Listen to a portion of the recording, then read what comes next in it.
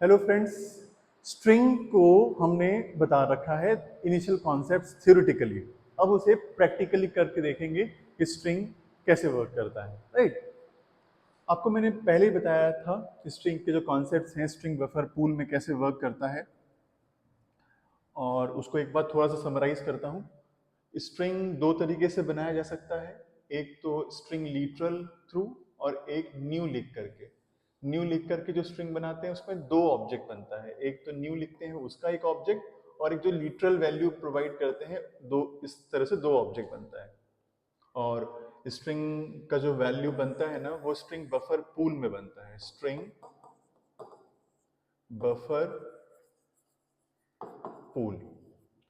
और जैसे हमने यहाँ पे जील बनाया, तो जील कहीं ना कहीं बना होगा और उसका रेफरेंस S1 में जाके स्टोर हो गया होगा। जब हमने दोबारा जील लिखा तो वो दोबारा नहीं बनेगा, बनने से पहले वो ढूंढता है कि पहले से कोई वैल्यू इस तरह से अवेलेबल है क्या, और अगर है तो वही सेम रेफरेंस दूसरे रेफरेंस वेरिएबल में चला जाएगा। ये चूंकि केस सेंसिटिव होता है तो इसके लिए फिर से मेमोरी लोकेशन अलग होना है। जील स्मॉल जेड वाला वो S3 में बन जाएगा। राइट, अब ये इसका क्या होगा, इसका जो न्यू वाला ऑब्जेक्ट है ये तो बनेगा अलग, उसका एड्रेस जाएगा S4 में, और जील वाला एड्रेस इस ऑब्जेक्ट के अंदर जाएगा। ये ऑब्जेक्ट है एक्चुअली, तो ये मैंने आपको पहले ही बता रखा है, लेकिन इसको हम लोग अब रन करा करके देखने जा रहे हैं कि ये वाकई वैसे ही वर्क कर रहा है कि नहीं कर रहा है। पहले ये देखते हैं कि S1 में और S2 में दोनों में सेम रेफरेंस है भी कि नहीं। ये रेफरेंस चेक करता है, इक्वल जो डबल इक्वल है ना वो ऑपरेटर, ये दोनों में रेफरेंस चेक करता है, वैल्यू कंटेंट चेक नहीं करता, रेफरेंस चेक करता है। अगर दोनों का इक्वल आउटपुट आ रहा है, इसका मतलब है कि दोनों में सेम रेफरेंस है। करके देखते हैं इसको, इसको सारा प्रोग्राम जो है ना हम लोग बना करके देखते हैं। देखिए,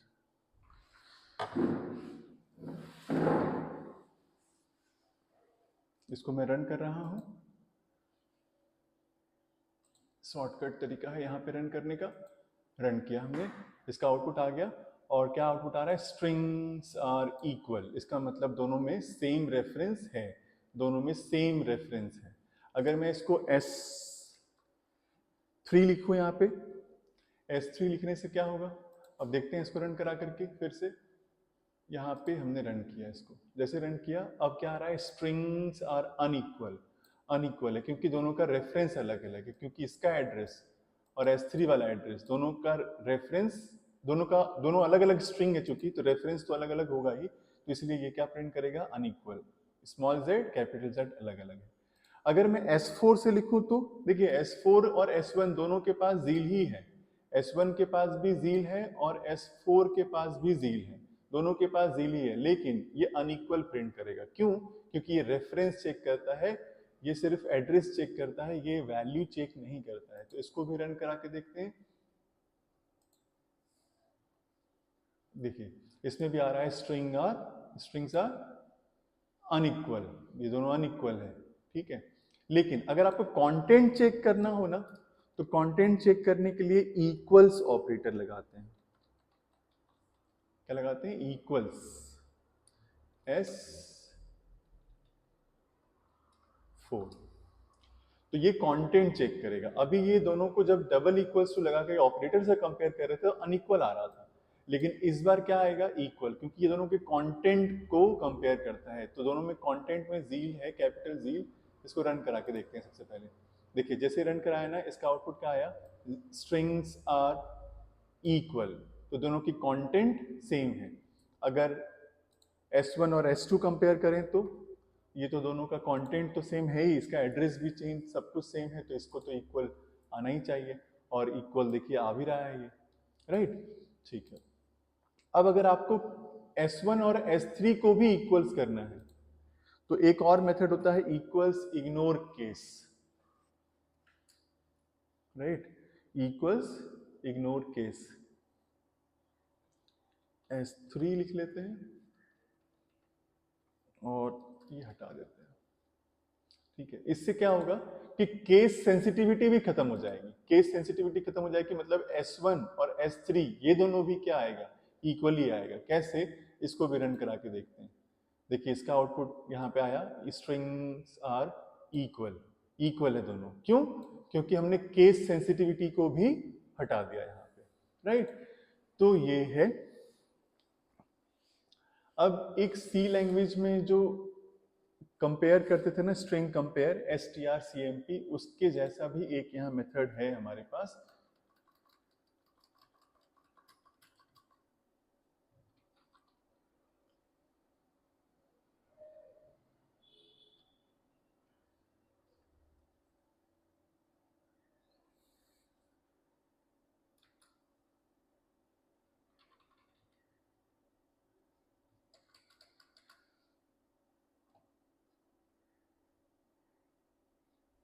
कंटेन्स से पहले मैं दिखाता हूं compare to.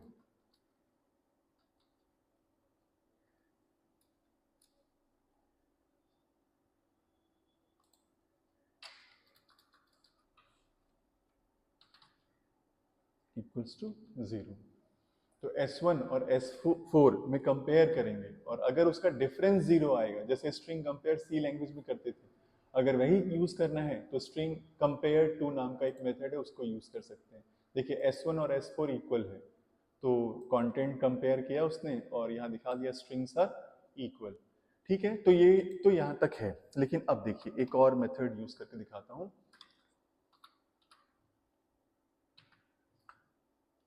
S1 dot char eight, अगर आपको किसी कैरेक्टर को ढूंढना है कि कैरेक्टर अवेलेबल है भी कि नहीं, तो ढूंढ सकते हैं। कैसे ढूंढेंगे? देखिए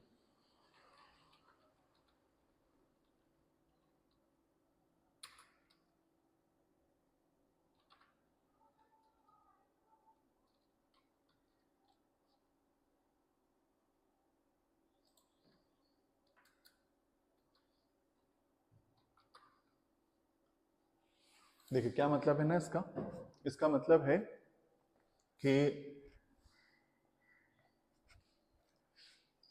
S1 में क्या है, जील, ये है 0th पोजीशन पे, ये है 1 पोजीशन पे, ये है 2 और ये क्या है 3। तो ये इसका पोजीशन है। और मुझे अगर ढूंढना हो ना कि इस पे क्या कैरेक्टर है, इसके S1 के 0th कैरेक्टर पे।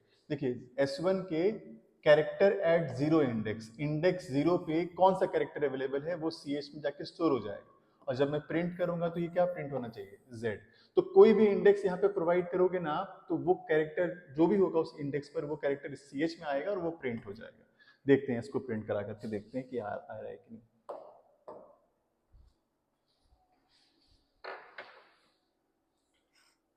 इसको मैं यहाँ से रन कर रहा हूँ। देखिए यहाँ पे क्या आया आउटपुट, Z आ गया ना, Z। ये यहाँ पे Z आ गया। स्ट्रिंग्स आर इक्वल क्योंकि हमने पहले प्रिंट करा रखा है, और Z मतलब 0th पोजीशन पे। अगर 1 पोजीशन पे ढूंढूं तो 1 पोजीशन पे क्या आना चाहिए, E। देखते हैं E आता है कि नहीं।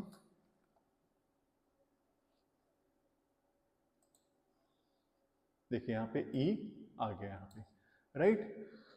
यहाँ पे E अवेलेबल है, इसका मतलब है कि ये सही बता रहा है। अब अगर आपको मैं कैरेक्टर दूं और फिर कहूं कि उसका इंडेक्स क्या है, तो भी पॉसिबल है कि वो ढूंढ लेगा। कैसे? तो int I is equals to S1 dot index of, index of किस चीज का, Z का। Z का इंडेक्स क्या है वो ये फाइंड करके आपको बता देगा। और इंडेक्स ऑफ ढूंढने के लिए, सर्च करने के लिए बेसिकली यूज करते हैं।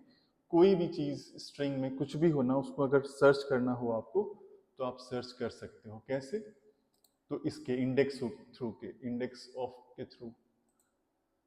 देखिए यहाँ पे क्या आ गया, 0। यहाँ पे 0 आ गया ना। क्यों 0 क्यों आया है यहाँ पे? क्योंकि हमने कहा है कि Z का इंडेक्स क्या है, Z का इंडेक्स 0 है, तो यहाँ पे 0 प्रिंट हो रहा है। अगर आप यहाँ पे जील लिखना चाहो तो भी लिख दोगे, तो कोई दिक्कत नहीं है, जील का भी इंडेक्स बता देगा। जैसे अगर मान लीजिए मैं बहुत बड़ा सेंटेंस लिखता हूँ, जैसे मैं लिख के दिखाता हूँ आपको।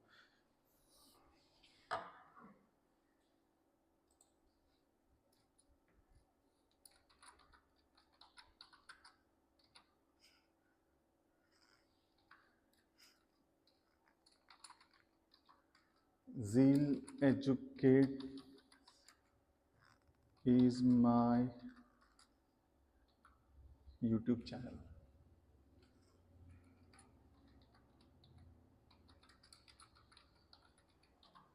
अगर मैं ये लिखता हूँ YouTube चैनल, तो अब अगर मुझे ढूंढना हो ना इंडेक्स ऑफ, तो देखिए कैसे होगा।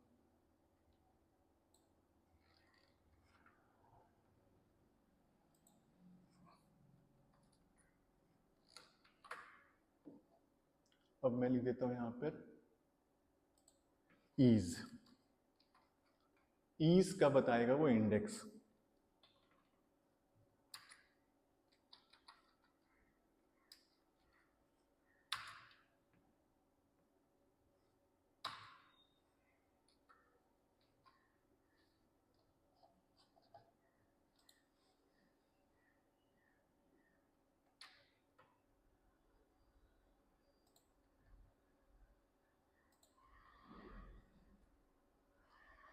इसको मैं रन कराता हूँ।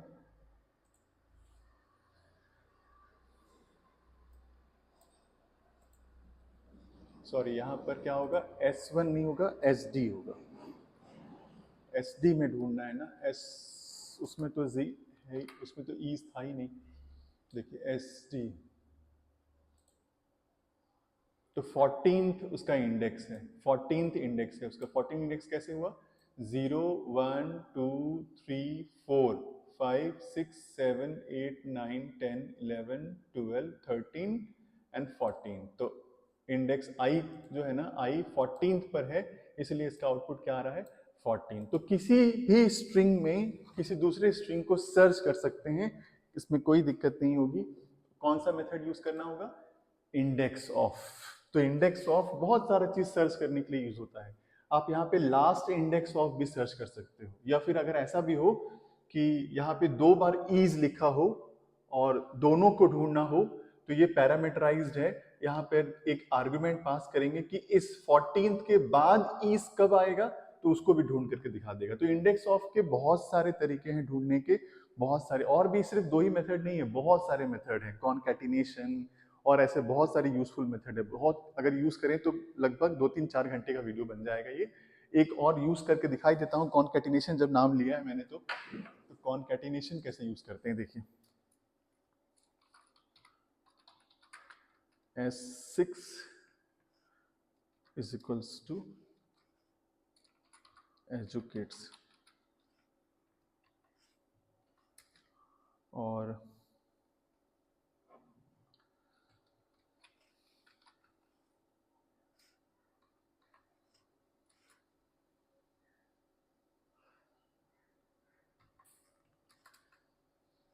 S1 dot concat, right, concat क्या चीज कॉनकैट करेंगे हम, S6 को, तो वो कॉनकैटिनेशन कर देगा हम।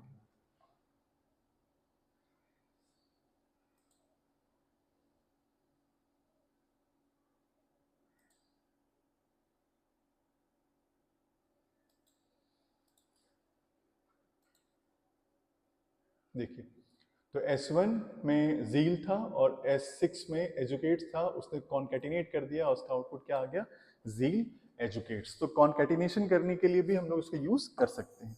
ज्यादा अच्छा होगा कि हम उसको किसी वेरिएबल में स्टोर कराते हैं, S7 equals to S1 dot concat, तब जाकर के वो दोनों कॉन्कैटिनेट हो करके S7 में जाएगा और S7 को आप प्रिंट करा सकते हो।